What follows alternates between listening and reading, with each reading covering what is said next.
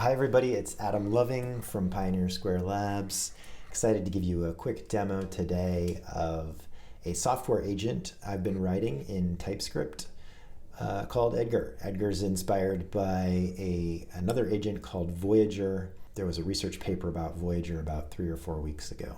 So the main way we interact with Edgar is as a Slack bot. You can make any request you want of Edgar, and he will satisfy that request by writing a Typescript function. So for example, here I said calculate the square root of 57, and he, using GPT-4, wrote a get square root function which returns the square root of any number. Now, what's super cool about Edgar is once that skill runs successfully, he will commit that to a skill library, and future requests will build off of any underlying skills that he can reuse.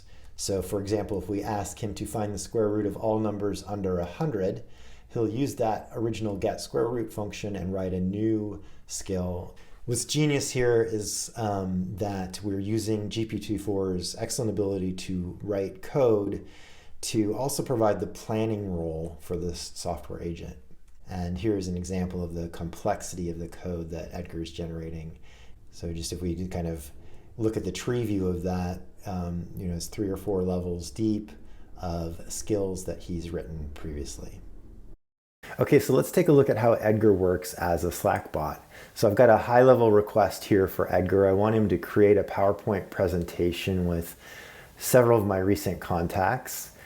And I've already got them summarized in a database called the Ideation Database with a summary already, but I need Edgar to do one final step on that, which is classify them as either founder, investor, or customer, and then build a PowerPoint presentation with 1 slide per person with their name, photo, and that classification.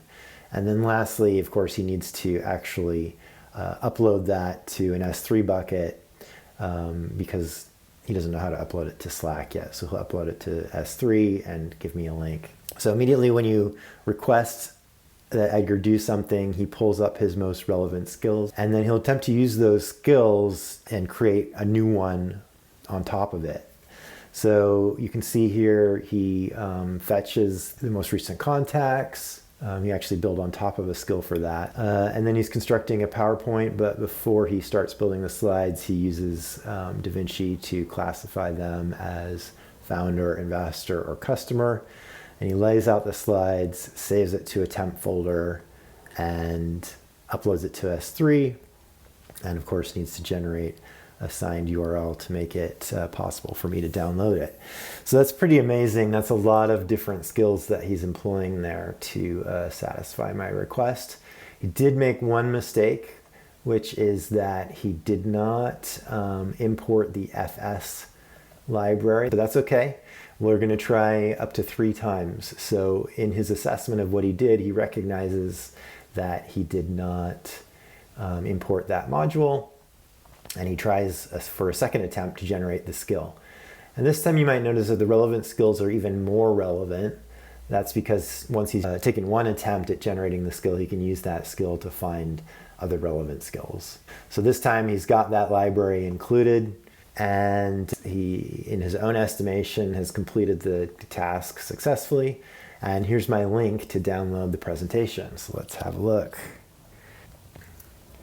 I open that up, and it has some layout issues, but I see photos, which is great.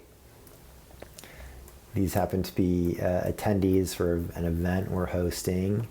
Yeah, so some layout issues, need to work on his layout skills. And you can see that each person is categorized as founder or investor, founder, none of the above, founder, what was this person? Taylor, founder.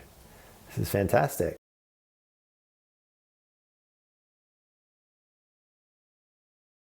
So here's what's next for Edgar. He's got about 170 skills in his library. He's also a GitHub app, so he can review his own code and even fix bugs. My 2 key learnings over the last 3 weeks of implementing this has been that the skills need to be really solid state. You don't want a good plan to fail because a low-level skill didn't catch an error. Also, as you can see from that giant request I have, the requests still need to be very specific. But I'm optimistic that as we create more and more skills and Edgar sees more and more high-level requests, he'll be able to assemble low-level functions that handle the specifics. Next priorities are to add an automated training component. So the Voyager paper had a really excellent example of this as well, using a trainer to identify skill gaps. And in my instance, I want to have Edgar improve his own test coverage. He needs improved environmental inputs as well. For example, it would be great if he didn't know something that he could go find API documentation, for example, before trying to write a skill. Project memory would be fantastic so that not all of the research has to happen in one iteration of the skill, although I'm finding it really easy to just store state around the web, store it in a document, store it on the local drive. Doesn't really need built-in memory so far, but I think he would benefit from a memory system. And then I want to get Edgar a job. I want to put him to work at a paid task as soon as possible. Thanks very much for watching.